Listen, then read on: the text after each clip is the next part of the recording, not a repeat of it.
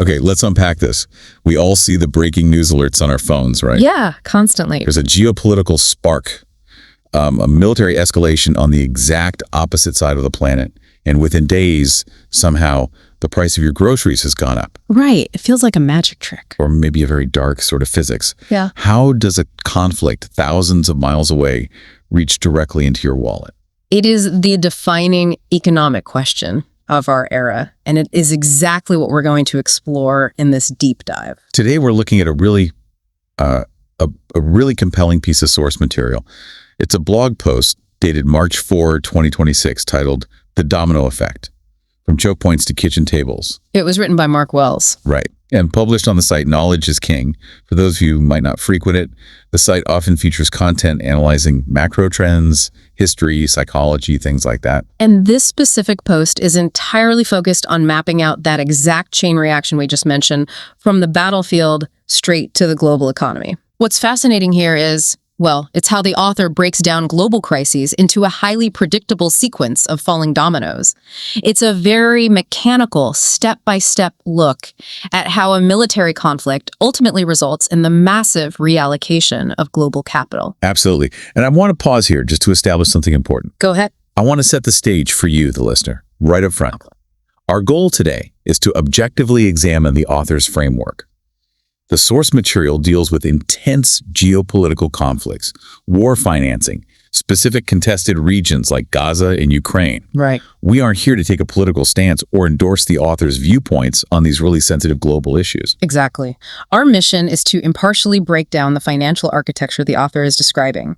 That way you can understand the economic theories and the market strategies being outlined without us putting a thumb on the scale. So we're essentially looking at the blueprints the author has drawn up. Yeah. And the very first domino in this blueprint, according to the article, is energy and shipping. The author describes the Middle East as the world's central nervous system for energy. It's a great analogy. Yeah. And when something threatens that nervous system, the first thing that spikes is the risk premium on oil and gas.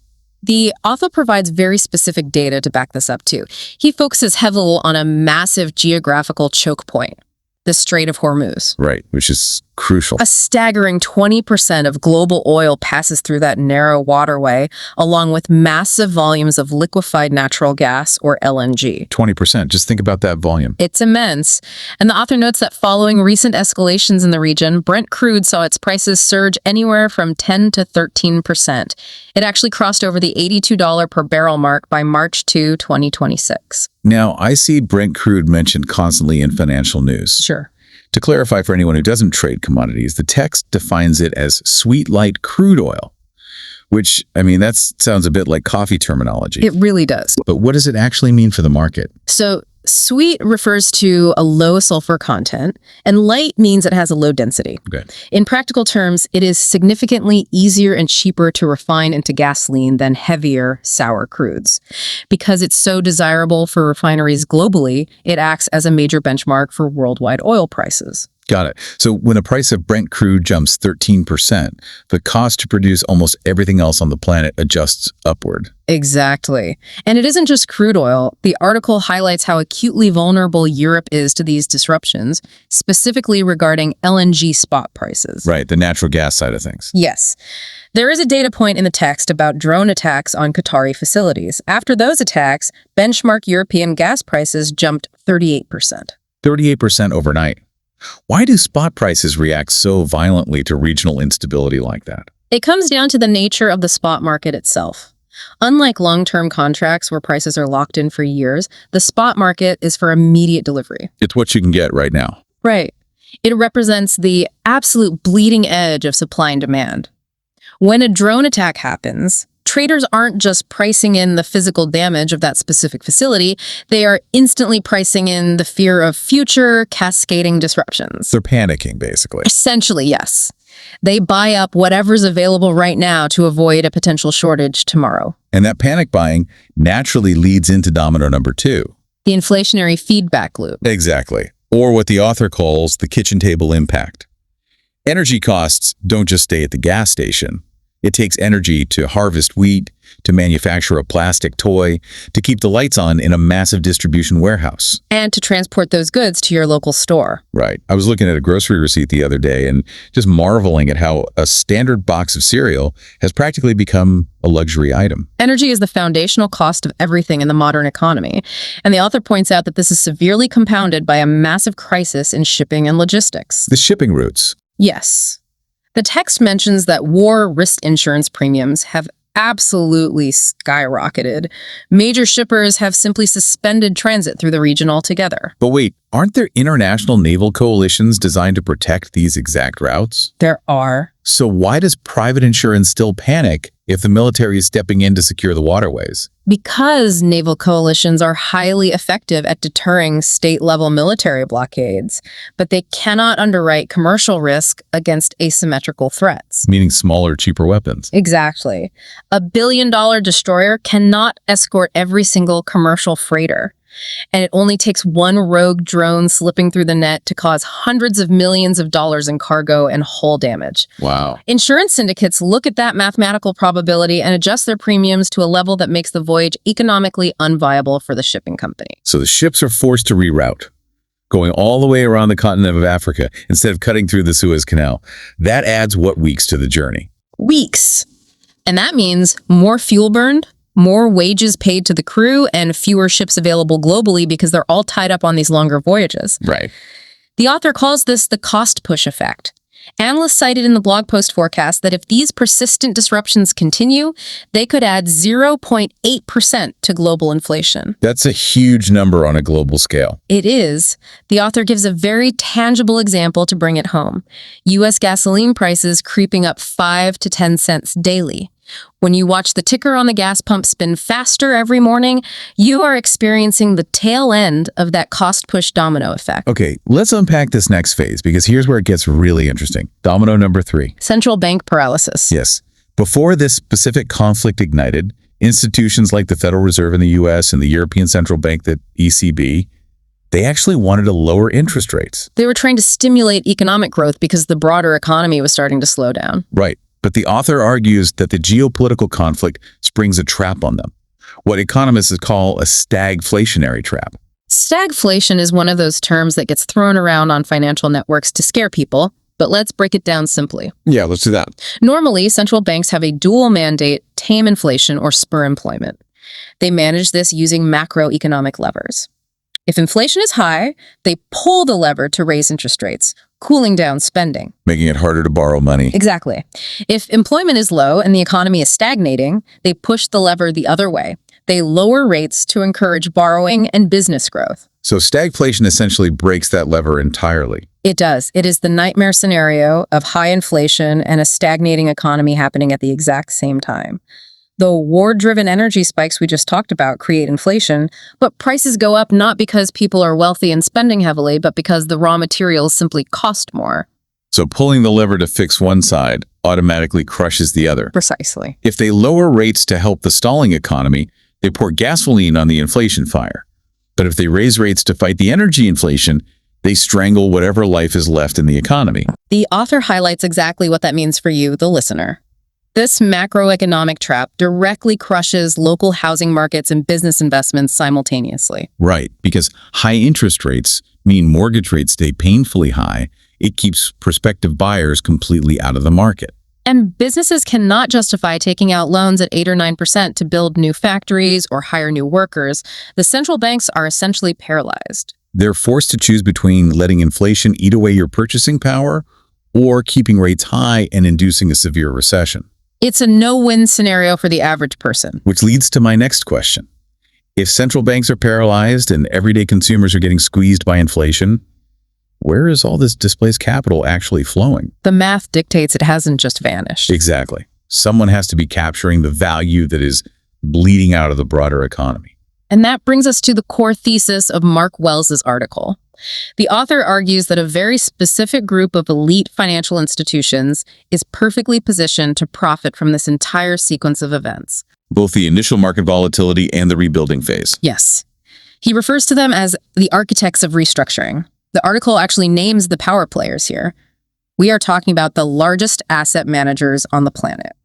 The scale of these entities is almost difficult to comprehend. I'm going to ask you to read off the list of these 5 institutions and their assets under management, or AUM, for the year 2026, just to ground this theory in hard data. Sure. Number 1 on the author's list is BlackRock, with an AUM of $14.0 trillion. Trillion, with a T. With a T.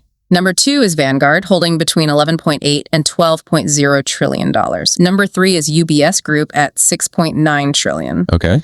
Number 4 is Fidelity Investments with $6.8 trillion. And rounding out the top 5 is State Street Corporation at $5.7 trillion. $14 trillion for a single institution. That is larger than the GDP of most continents.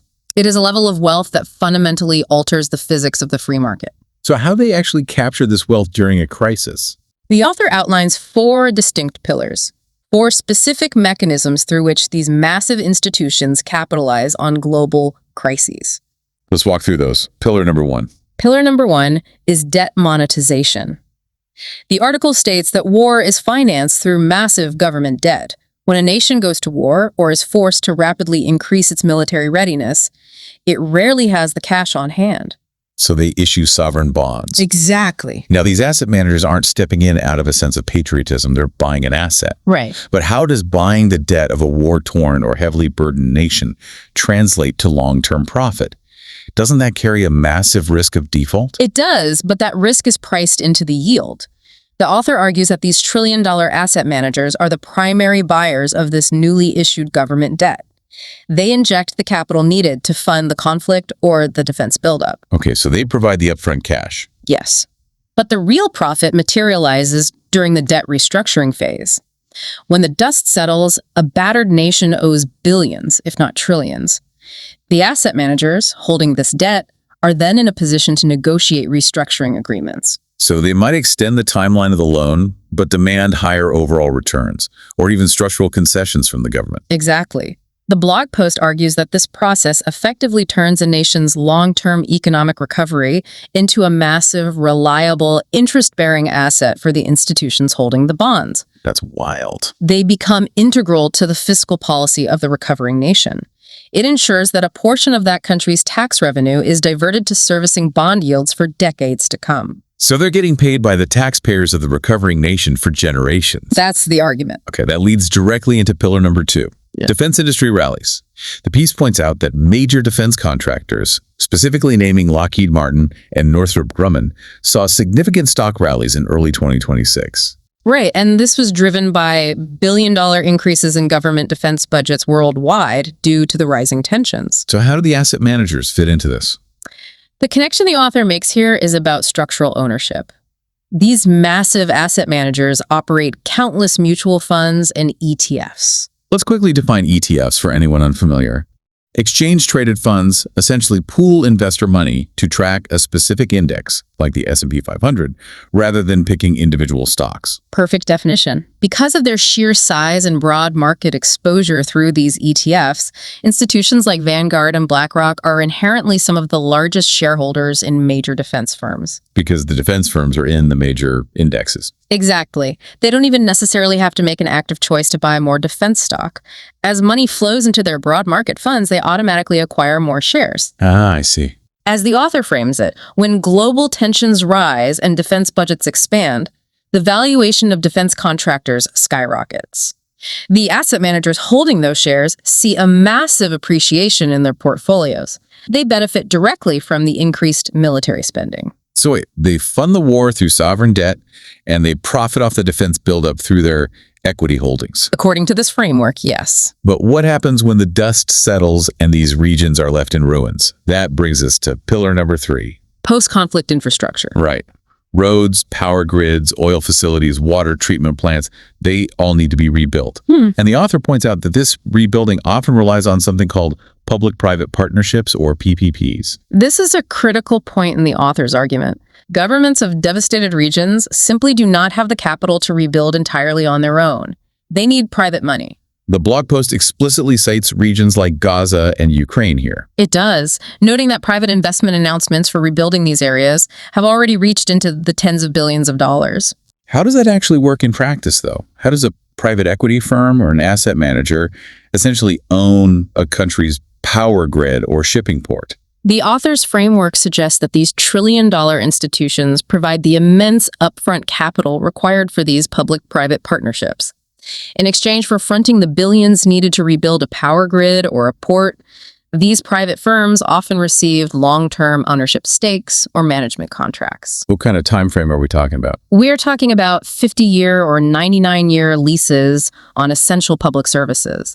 They might get the right to collect tolls on a newly built highway or a percentage of the revenue from a reconstructed water treatment plant. The author is highlighting a dynamic where the foundational infrastructure of a post-conflict society becomes a yield-generating asset.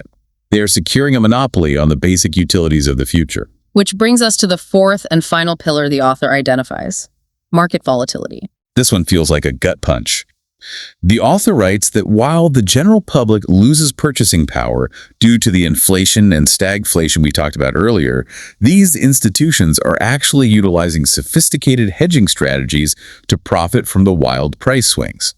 Let's break down what hedging means in this context. Please do. While an average retail investor might just watch their retirement account plummet when the market panics, these elite institutions have the tools and the capital to bet on the volatility itself. The article specifically mentions investing in safe havens like gold or utilizing energy futures. So if they foresee that a conflict will threaten the Strait of Hormuz, they can buy energy futures, essentially locking in a price or betting that the underlying asset will appreciate. Exactly. When the spot price spikes 38% like we saw in Europe, they make a fortune on the spread. They are completely insulated from the localized economic pain. Because their portfolios are deeply diversified across asset classes that inherently rise during times of crisis. According to the author, while the kitchen table budget is stretched to the breaking point by inflation, the institutional portfolio is absorbing the shock and actually extracting value from the volatility. It really is a domino effect, just like the title says.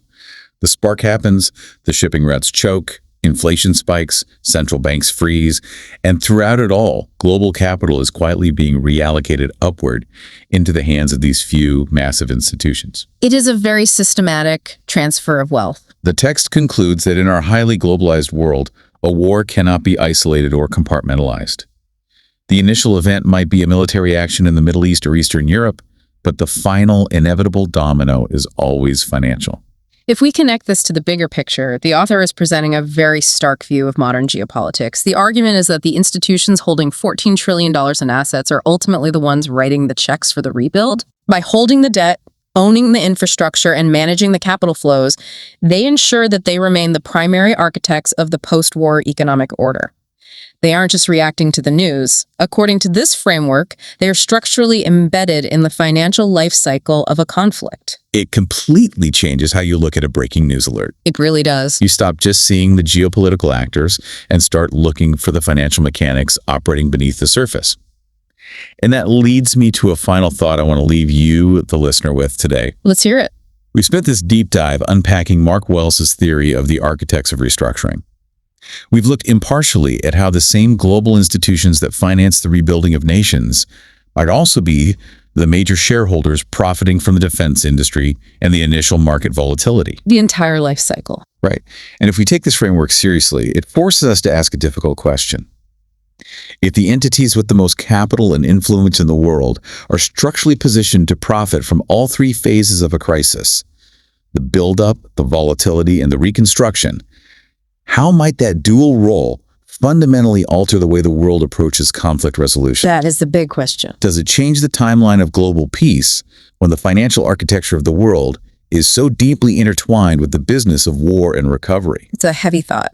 It is something to mull over the next time you see gas prices tick up, or read about a new multi-billion-dollar infrastructure package halfway across the world. Thank you for joining us as we unpack this complex web. Keep questioning the deeper currents beneath the daily news, and we will catch you on the next deep dive.